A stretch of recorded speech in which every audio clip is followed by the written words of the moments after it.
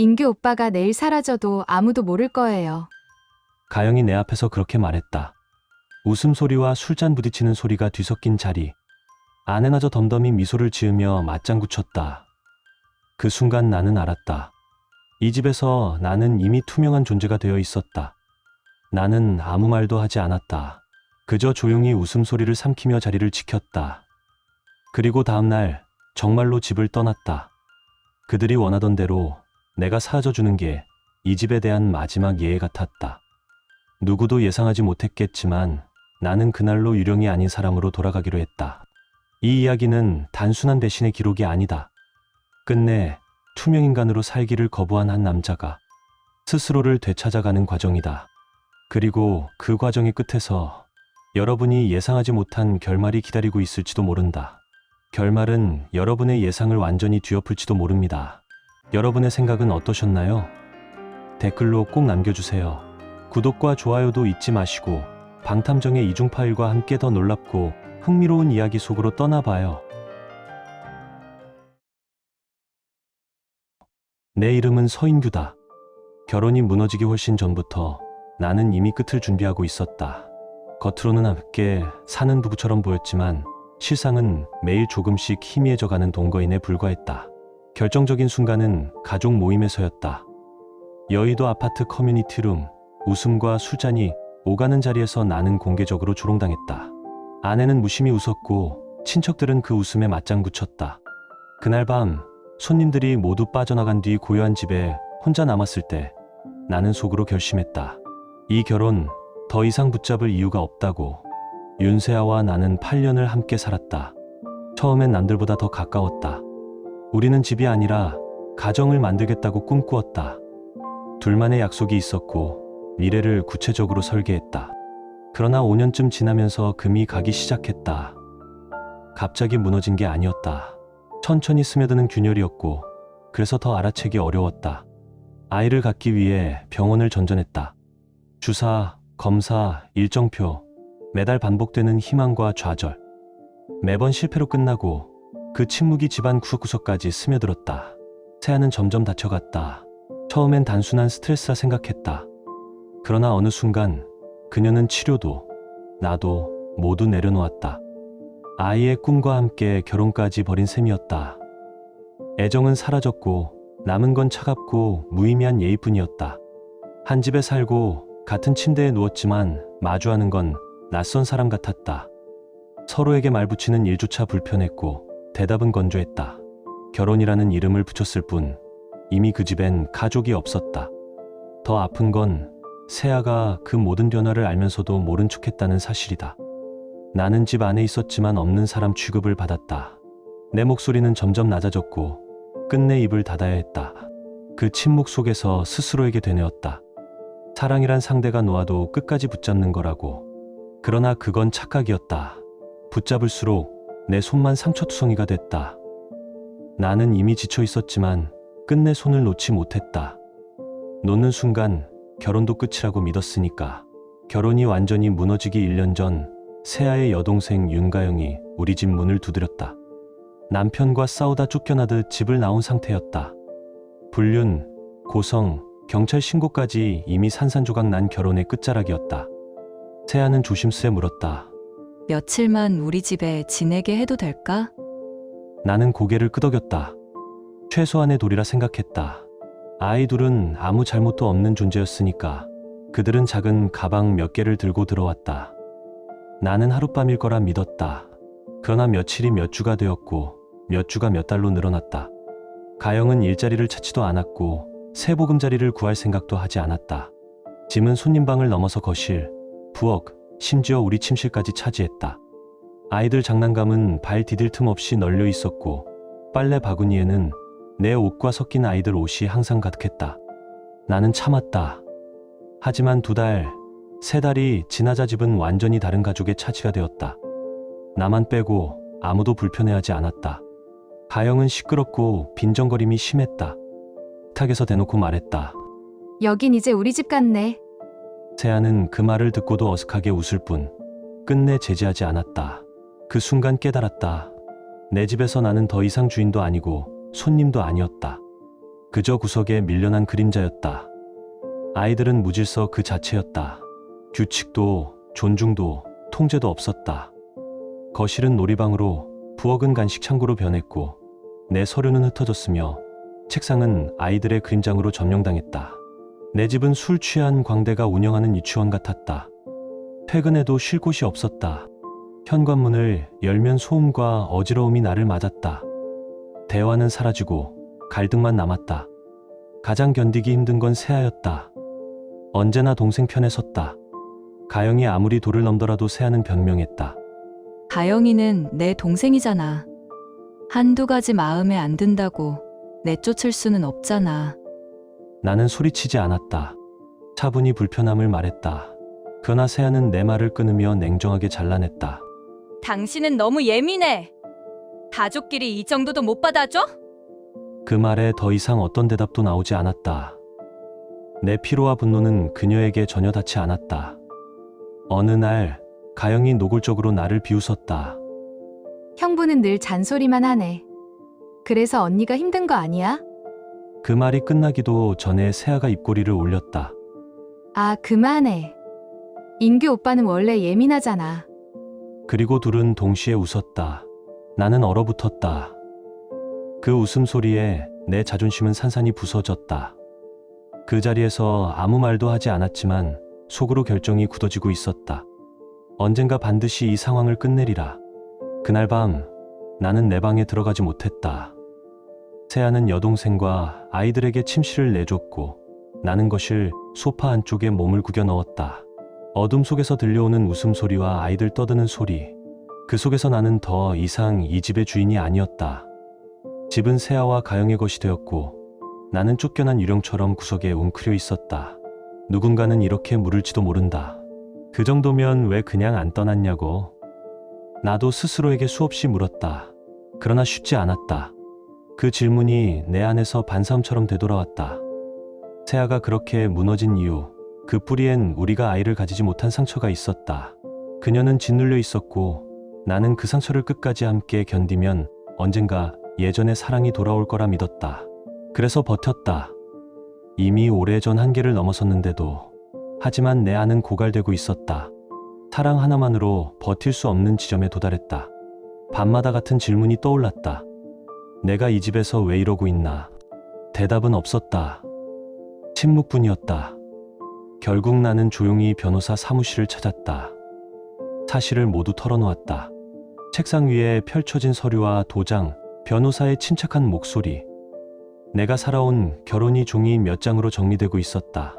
몇 주 뒤 이혼 소장은 준비되었다. 그러나 쉽게 건네지 못했다. 새아가 변할 거라 믿어서가 아니었다.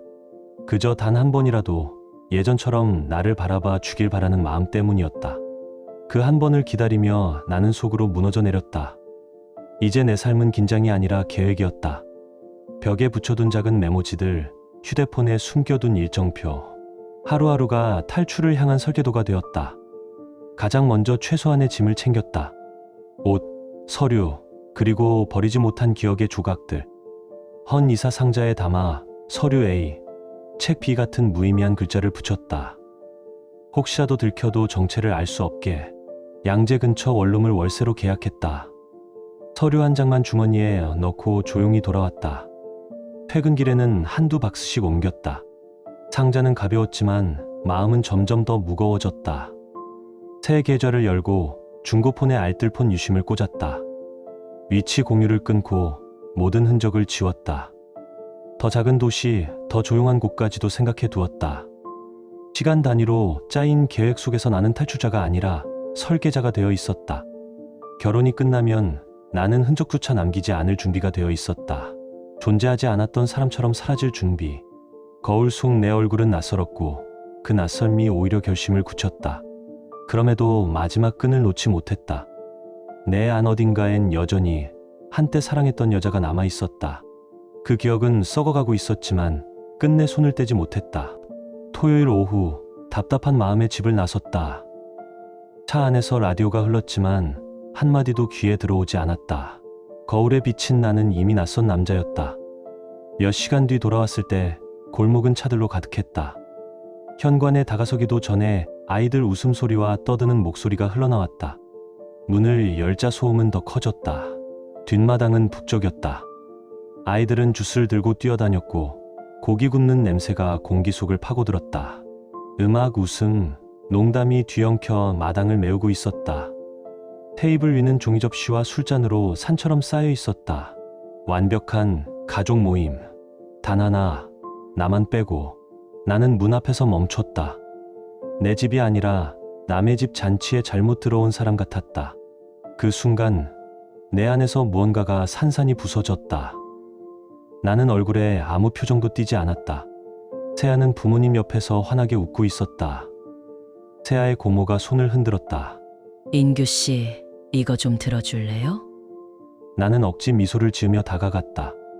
아이러니하게도 세아보다 그들과 더 편하게 지내왔던 내가 지금 이 자리에서는 초대받지 않은 사람 같았다. 트레이를 건네는 순간 다른 친척이 웃으며 물었다. 오늘 하루 종일 어디 계셨어요? 우린 몇 시간 전부터 있었는데요. 몰랐어요? 그때 깨달았다. 나는 철저히 제외되어 있었다. 내가 모르는 가족 모임이 내 집에서 벌어지고 있었다. 발밑 잔디 위에는 종이컵과 아이들 장난감이 흩어져 있었다. 내가 살던 집이지만 내 자리는 없었다. 내가 대답하기도 전에 가영이 큰 소리로 끼어들었다. 인규 오빠가 내일 사라져도 아무도 모를 거예요. 웃음소리가 터졌다. 술잔이 부딪히는 소리, 고기 굽는 냄새가 섞여 칼날처럼 귀를 찔렀다. 세아까지 덧붙였다. 아, 아까부터 없는 줄도 몰랐네. 사람들은 장난이라 생각했을지 모른다. 그러나 내게는 칼날이었다. 이 집에서 내가 무시당해 온 모든 날들이 그 웃음 속에서 한꺼번에 터져나왔다. 장인과 장모는 눈을 피했고 누구도 막지 않았다. 아무도 내 편이 아니었다. 나는 핫도그를 잔처럼 들어 올리며 반쯤 웃었다. 좋아. 도전 받아들이지. 순간 공기가 멎었다. 웃음은 끊겼지만 아무도 사과하지 않았다. 몇몇이 희끗 쳐다봤지만 다시 시선을 돌렸다. 나는 농담이 아니었다. 그 미소는 결심의 표시였다. 내가 준비해 온 탈출 계획을 이제 시행할 때라는 신호였다. 그 순간 결심했다. 더 이상 내 삶에서 투명인간으로 살지 않겠다고. 이 집이 내 집이 아니라는 걸 받아들이겠다고. 밤이 깊어 손님들이 모두 빠져나간 뒤에도 집안엔 여전히 잔향이 남아있었다. 빈 술병, 식지 않은 고기 냄새, 발밑에 널린 장난감들. 그 풍경이 마지막까지 나를 조롱하는 듯했다. 그러나 내 마음은 이미 이 집을 떠나 있었다. 그날 나는 최소한의 집만 챙겼다. 옷, 노트북, 서류, 그리고 현금이 든 가방 하나. 오랫동안 준비해 온 일이었기에 손끝은 차분했다.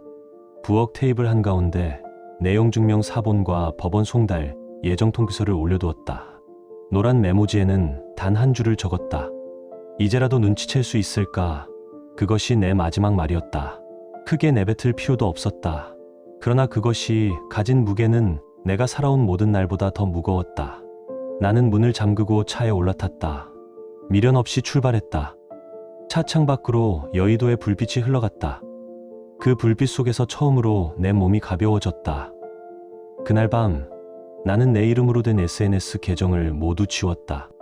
인스타그램, 페이스북, 링크드인. 몇 년간 나를 투명하게 만들던 세상의 흔적들이 사라졌다. 중고폰의 유심을 바꿔 끼우고 기존 유심은 파쇄했다. 이제 누구에게도 잡히지 않도록. 이번에는 내가 스스로 투명해졌다. 그것이 첫 해방이었다. 나는 양재 근처의 작은 원룸을 계약했다. 단기 월세 3달치를 한 번에 이체했다. 세입자를 가려 묻지 않는 건물주 덕분에 그곳은 아무도 관심 두지 않는 공간이었다. 도심에서 멀지 않았지만 세상과는 단절된 듯 고요했다. 필요할 때만 마트에 들러 식료품을 샀고 나머지는 최소한으로만 살았다. 프리랜서 일감으로 생계를 이어갔다. 음식, 전기세, 기본 생활비 정도는 충당할 수 있었다. 날들은 단조롭게 반복됐다. 시간표도 압박도 없었다. 아침엔 새소리에 눈을 떴다. 며칠은 몇 주로, 몇 주는 몇 달로 흘러갔다. 수염은 길어지고 몸은 가벼워졌다. 밤마다 깊이 잠들 수 있었고 생각은 점점 또렷해졌다. 나는 단 한 번도 세아를 찾지 않았다. 굳이 확인할 필요가 없었다. 그 장은 끝났다. 다친 상처를 다시 열어본다고 치유되는 건 아니니까. 떠난 지 8달쯤 되었을 때 나는 오래된 이메일 계정을 열었다. 단순히 예전 파일을 찾으려던 목적이었다. 그러나 화면에 뜬 건 수십 통의 메일이었다. 모두 세아가 보낸 것들이었다. 처음 메일들은 냉정하지 않았고 날카로웠다. 어디 있냐? 너는 비겁하다. 무책임하다. 법정에서 다 밝히겠다. 분노의 문장들이 반복되어 박혀 있었다. 화면을 스크롤할수록 나는 과거의 소리를 들었다. 그 소리들은 처음엔 격앙이었고 조금씩 무너졌다. 분노가 줄어들자 불안이 그 자리를 메웠다. 짧은 질문, 주저하는 문장, 부탁처럼 보이는 글귀들이 이어졌다. 나는 그 변화가 흥미롭기도 하고 냉담하기도 했다. 사람은 자신의 목소리를 잃고 나서야 비로소 듣는 법을 안다. 세아의 메일들은 그것을 증명하고 있었다. 처음의 분노는 외침이었고 나중의 문장들은 고백에 가까웠다. 가장 최근의 메일은 더 이상 비난이 아니었다. 은행에서 보낸 연체 통지서의 스캔 이미지가 첨부되어 있었다. 집 유지비를 감당하지 못해 경매 절차 가능성에 대한 안내문도 있었다. 세아는 2가지 일을 하며 버티고 있다고 썼다. 가영과 아이들까지 결국 집 밖으로 보냈다고 밝히고 있었다. 나는 메일을 읽다가 손을 멈췄다. 화면 속 문장들이 하나하나 현실로 연결되어 보였다. 이게 바로 대가였다. 내가 사라짐으로써 드러난 진실들이었다. 이메일엔 또 다른 구체적이고 사소한 기록들도 있었다. 이웃이 남긴 메모, 관리사무소에서 온 문자, 전기요금과 수도요금의 미지급 내역, 모두 한 사람이 홀로 짊어지기엔 무거운 부담들이었다. 세아는 스스로 그 무게를 견디려 했었고 결국 무너졌다. 나는 마음이 복잡했다. 한편으로는 그 현실이 당연하다고 생각했다. 오랜 시간 내가 말해온 문제들이 결국 현실이 됐을 뿐이었다. 다른 한편으로는 어쩔 수 없이 인간적인 연민이 스며들었다. 사람이 무너지면 그 파편이 주변 사람에게도 떨어진다. 하지만 나는 개입할 생각이 없었다. 이미 나는 나의 길을 택했기 때문이다. 그 길은 단순히 도망이 아니었다. 그것은 나를 지키기 위한 선택이었고 지켜낸다는 것은 때로 잔혹하다. 메일을 닫고 화면을 끄자 방 안은 고요했다. 컴퓨터의 불빛조차 꺼지니 밤이 더 깊게 느껴졌다. 나는 차를 우려 마시는 기분으로 천천히 숨을 내쉬었다. 지난 8년을 한 장의 문서로 압축해 놓은 듯한 감정이 내 안에 머물렀다. 며칠 뒤 나는 그 메일들 중 일부를 스크린샷으로 보관했다. 증거를 모으려는 목적은 아니었다. 그것은 스스로에게 어떤 구속을 남기지 않기 위한 확인이었다. 세아가 어떤 길을 걸었는지 나는 알고 싶었을 뿐이었다. 그 확인은 의외로 담담함을 주었다. 사람이 무너지면 이야기의 중심은 더 이상 나 자신이 아니게 된다. 그 사실을 받아들이는 순간 나는 조금 더 자유로워졌다.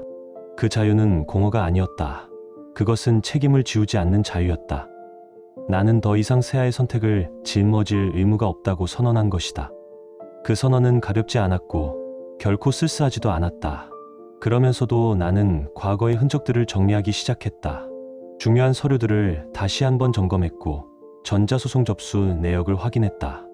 이혼 소장은 이미 변호사 통에 접수되어 있었고 송달지는 변호사 사무실로 지정되어 있었다. 나는 법적 절차를 끝까지 밟을 준비가 되어 있었다. 그 준비는 복수나 보복이 아니었다. 그것은 마무리였다. 끝을 명확히 하는 일은 내가 제자리로 돌아오게 해주는 의식과도 같았다. 해가 바뀌고 계절이 조금 깊어지자 나의 일상은 더 단단해졌다. 나는 새벽에 일어나 조용히 걷고 낮에는 프리랜서 일을 통해 손에 쥔 것을 조금씩 쌓았다. 적은 수입이었지만 그것은 내가 온전하게 내린 선택이었다. 누군가에게 비치지 않고 누구의 기대에 얽매이지 않는 삶이었다. 어느 날 우편함에서 짧은 우편물을 발견했다. 법원에서 보낸 독촉장이었다. 세아의 집으로 송달된 문서와 그에 대한 반환 통지. 그것은 이미 내가 예견했던 과정의 일부였다. 나는 그 편지를 읽으면서 이상하게도 차분했다. 감정의 기복이 사라진 건 아니었다. 그러나 그것은 전보다 정제된 감정이었다. 나는 과거의 나와 현재의 나를 구분할 수 있게 되었다. 밤이면 나는 때때로 메일 속 문장을 다시 읽었다. 미안해라는 단어가 유독 마음을 찌르기도 했다. 그 단어는 늦게 도착한 후의 소리였으며 동시에 한 번도 내 손을 잡아주지 않았던 시간들에 대한 사과였다. 나는 그 사과를 받아들일 수 있을까? 스스로에게 물었다. 대답은 복잡했다. 용서라는 단어는 때로 약함의 표시로 보일 수 있고 때로는 강함의 표식이다. 나는 아직 답을 내릴 준비가 되지 않았다. 그 대신 나는 나 자신을 돌보기로 했다. 작은 일에서 시작했다. 밥을 차려 먹고 옷을 정리하고 책을 읽고 때론 오래된 음악을 들었다. 그 모든 소소한 행동들이 내 삶을 재구축하는 벽돌이 되었다. 사람들은 종종 복수를 이야기할 때 상대의 파멸을 떠올린다. 하지만 내가 본 복수는 그와 달랐다. 상대가 무너지는 것을 지켜보는 것만으로는 내 안의 균열이 메워지지 않았다. 진짜 복수는 내 속에 남아있던 그림자를 걷어내는 일이었다. 어느 늦가을 오후 나는 길가의 작은 공원에 앉았다.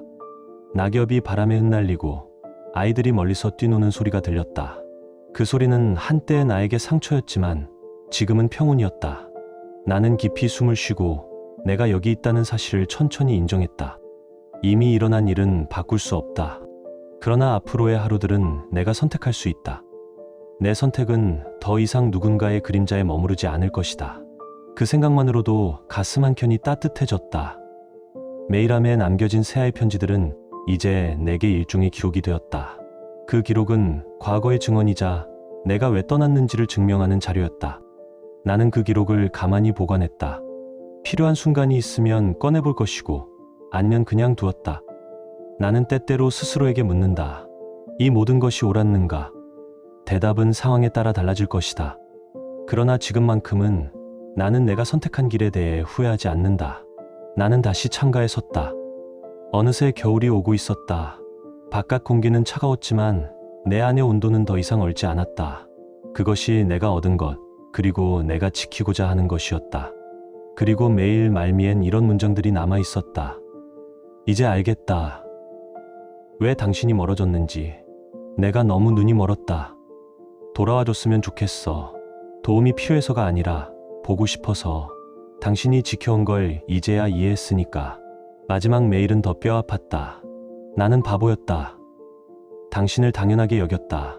아무리 무시해도 곁에 있을 거라 믿었다. 그래서 아직도 이혼 서류에 서명하지 못했다. 언젠가 당신이 문을 열고 들어올까 기다리고 있다. 나는 한참 동안 화면을 응시했다. 가슴이 묵직하게 내려앉았다.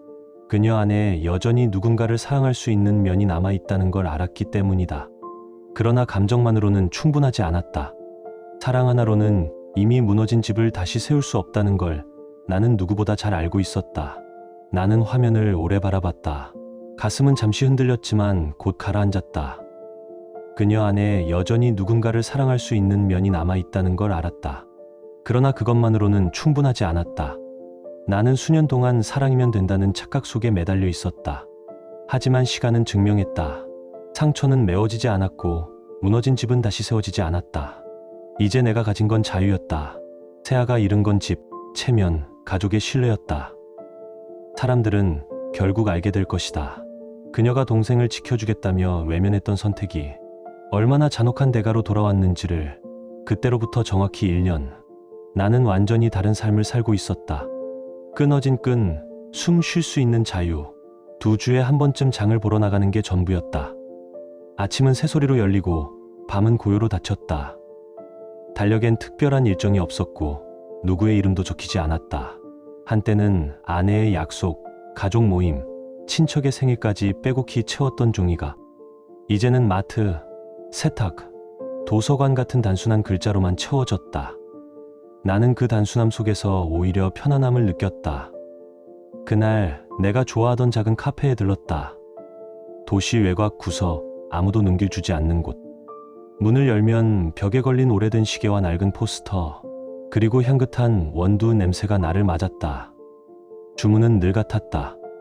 아메리카노 한 잔. 그 단순한 루틴이 내 삶을 지탱하는 버팀목 같았다. 커피를 기다리던 순간 누군가 내 이름을 불렀다. 인규. 처음엔 모른 척했다. 낯선 세상 속에선 내 이름조차 낯설게 들렸다. 그러나 두 번째, 더 단호한 목소리에 돌아봤다. 장태호였다. 오랜만에 본 친구는 유령을 본 듯 눈을 크게 떴다.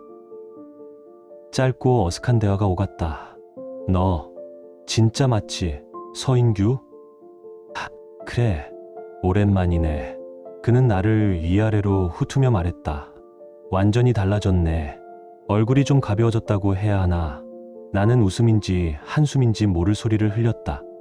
가벼워진 게 맞아. 대신 돌아갈 곳은 없어졌지. 태호는 조심스레 물었다. 세아 요즘 얘기는 들었어? 나는 대답하지 않았다. 이미 메일 속에 다 적혀 있었으니까. 그녀의 몰락, 후회, 무너져 내린 체면. 더 이상 내 입으로 설명할 필요는 없었다. 커피가 나왔다. 나는 천천히 컵을 들어 올렸다. 따뜻한 김이 올라오며 얼굴을 스쳤다.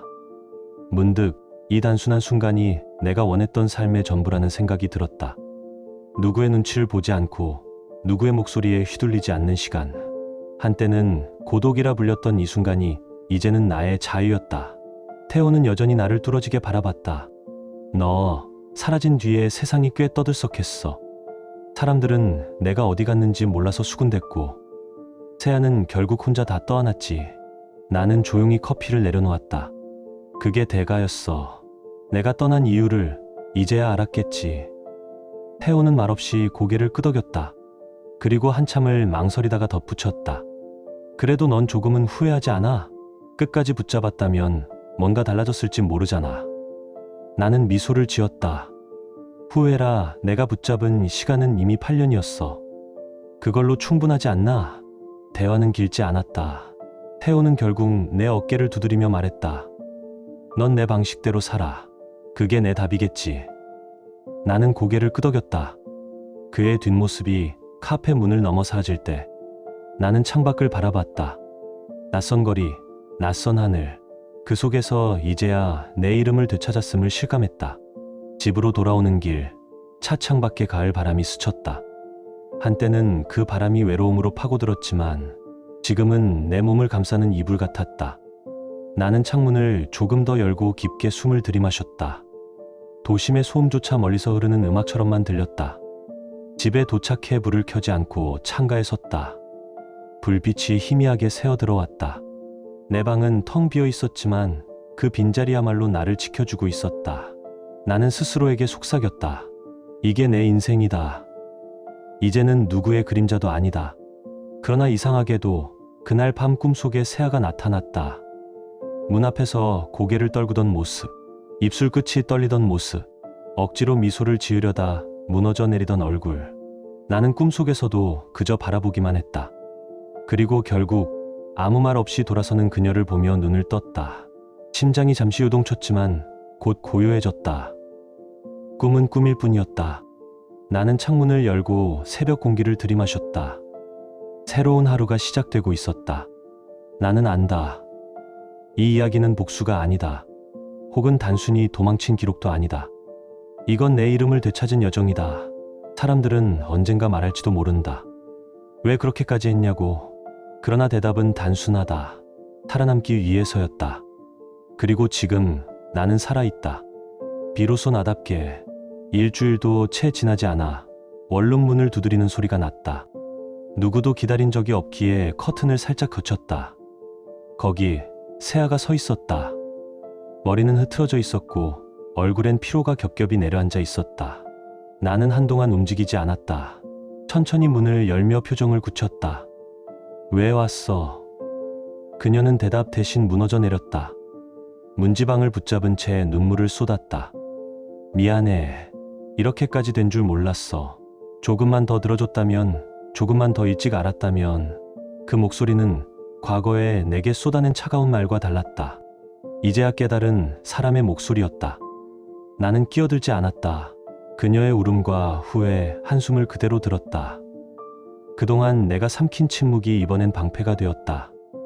그녀의 마지막 말이 공중에 흩어지자 나는 문 밖으로 나와 눈을 마주했다. 돌아가겠다. 하지만 법대로 끝내기 위해서만. 서명할 건 하고 정리할 건 정리한다. 그러나 다시 남편이 될 수는 없다. 가영이 그 모든 짓을 하는 동안, 그리고 내가 옆에서 모른 척한 동안 이미 끝났으니까 내 목소리는 차갑지도 요란하지도 않았다. 그저 단단했다. 그 단단함은 내가 여기까지 오기 위해 잃은 것들을 증명했다. 세아는 반박하지 못했다. 더 싸울 힘도 없었다. 그저 고개를 천천히 끄덕였다. 눈물을 닦고 억지 미소를 지어보려 했으나 실패했다. 입술 끝이 떨리더니 결국 아무 말 없이 돌아섰다. 그 뒷모습은 내가 한때 붙잡으려 했던 모든 것이었다. 꿈, 집, 시간, 그리고 사랑. 모두 내 손을 빠져나갔지만 지금은 내 발밑에 길처럼 펼쳐져 있었다. 문이 닫히자 방 안에 무거운 정적이 내려앉았다. 나는 창가로 걸어가 커튼을 젖혔다. 도시의 불빛이 희미하게 번졌고 그 빛 속에서 나는 묘한 해방감을 느꼈다. 세아의 눈물은 진심이었을 것이다. 그러나 진심은 너무 늦게 찾아왔다. 사람의 관계에는 되돌릴 수 없는 시점이 존재한다. 그 선을 이미 넘은 뒤에야 내 앞에 선 것이다. 나는 스스로에게 물었다. 왜 지금 와서 무너져 내린 걸까? 아마도 모든 가식이 벗겨지고 남은 건 후회뿐이었을 것이다. 그 후회가 나를 움직이게 하진 못했다. 나는 더 이상 그녀의 무게를 짊어질 생각이 없었다. 그날 밤 불을 끄고 침대에 누웠다. 익숙한 그림자가 옆에 없다는 사실이 오히려 안도감을 주었다. 사람은 늘 곁에 있을 때는 그 존재의 소중함을 모른다. 그러나 사라지고 나서야 비로소 안다. 세아는 늦게 알았고 나는 이미 오래전에 깨달았다. 나는 생각했다.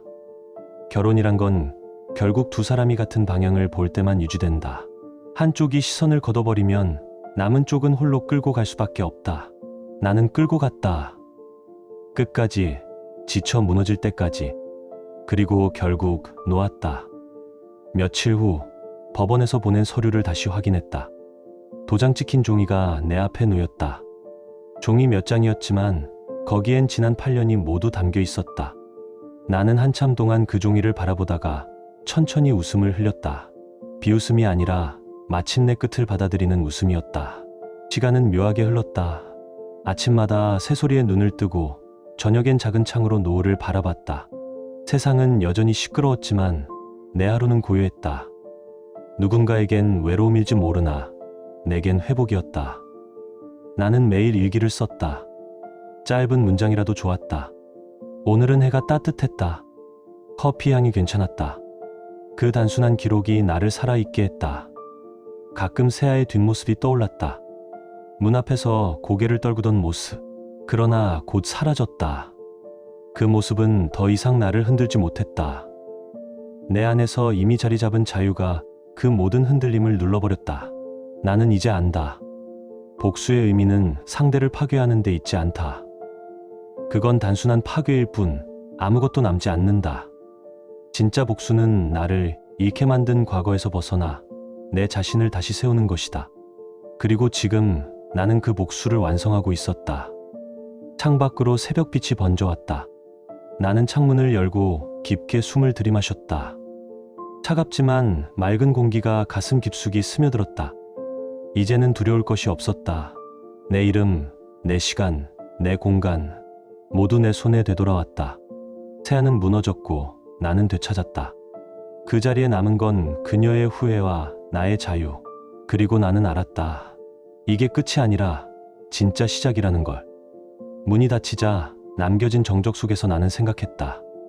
사람은 잃고 나서야 가치를 깨닫는다. 그 잔혹한 교훈을 내가 준 셈이고 동시에 내가 겪은 일이기도 했다. 수년간 무너져가는 결혼을 붙잡았다. 그러나 아무도 말해주지 않았다. 한쪽이 이미 마음을 닫은 결혼은 사랑만으로는 유지될 수 없다는 사실을. 나는 무시와 조롱, 가형과 아이들이 만든 혼돈을 견뎌냈다. 그저 세아를 사랑했기 때문에. 하지만 그 과정에서 나는 내 집에서조차 투명인간으로 살아야 했다. 아이러니하게도 내가 사라진 뒤에야 세아는 모든 걸 깨달았다. 부재가 진실을 드러냈다.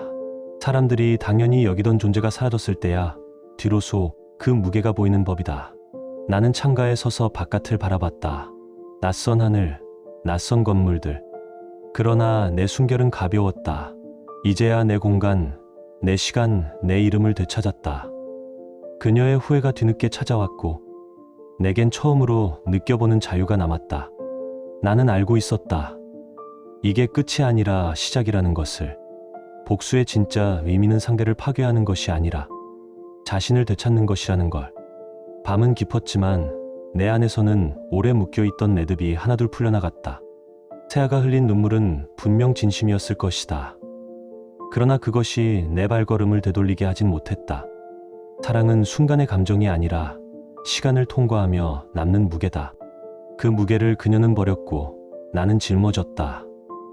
결국 두 사람의 선택이 다른 길을 만들었다. 가끔 창문에 비친 내 얼굴을 본다. 예전에는 지쳐버린 사내의 그림자였지만 이제는 다르다. 수염이 자라있고 눈가엔 주름이 늘었지만 적어도 거기에는 더 이상 비굴함이 없다. 나는 내 삶을 증명해낸 사람의 얼굴을 하고 있었다. 세아가 무너져간다는 소식을 들을 때마다 묘한 감정이 스쳤다. 연체 통보, 경매 절차, 이웃의 수군거림. 그 모든 것은 내가 직접 손대지 않아도 찾아온 결과였다. 언제나 나를 투명하게 만들던 집 안의 공기와 달리 이번엔 세상이 그녀를 투명하게 만들고 있었다. 이것이야말로 진짜 아이러니였다. 내 자유는 화려하지 않았다. 새로운 연애도 특별한 성공도 없었다. 그저 매일의 아침 눈을 떴을 때 숨을 크게 들이마실 수 있다는 것. 누구의 눈치도 보지 않고 밥을 먹을 수 있다는 것. 밤에 잠들기 전에 거실 불을 끄고 고요 속에 나를 맡길 수 있다는 것. 그 사소한 일들이 내겐 가장 큰 해방이었다. 돌아보면 내가 붙잡으려 했던 건 결국 허상이었다. 세아도, 가정도, 심지어 과거의 나조차. 그러나 이제는 안다. 진짜 복수는 상대를 쓰러뜨리는 게 아니다. 내가 잃었던 나 자신을 끝내 되찾아오는 것이다. 창밖으로 새벽빛이 번져왔다. 차갑지만 맑은 공기가 방 안으로 스며들었다. 나는 깊게 숨을 들이켰다. 마치 처음 세상에 태어나는 사람처럼. 이제 나는 더 이상 과거의 그림자에 매이지 않는다. 세아의 후회는 그녀의 몫으로 남았다. 그리고 나의 자유는 나만의 삶으로 이어지고 있었다. 내가 살아있는 한 이 시작은 계속될 것이다. 지금 당신의 마음은 어떤가요? 이 이야기를 따라오며 떠오른 감정이나 생각이 있다면 댓글로 남겨주세요. 사랑과 배신, 그리고 복수. 차갑게 끝맺은 이 짧은 이야기 속에서 혹시 잊고 있던 감정을 떠올리셨나요? 좋아요와 구독, 그리고 공유는 이런 이야기가 더 많은 사람들의 하루에 조용히 스며들 수 있는 힘이 됩니다. 끝까지 함께 해주셔서 감사합니다. 오늘 당신의 하루에도 조용한 평안과 따뜻한 용기가 함께하길 바랍니다.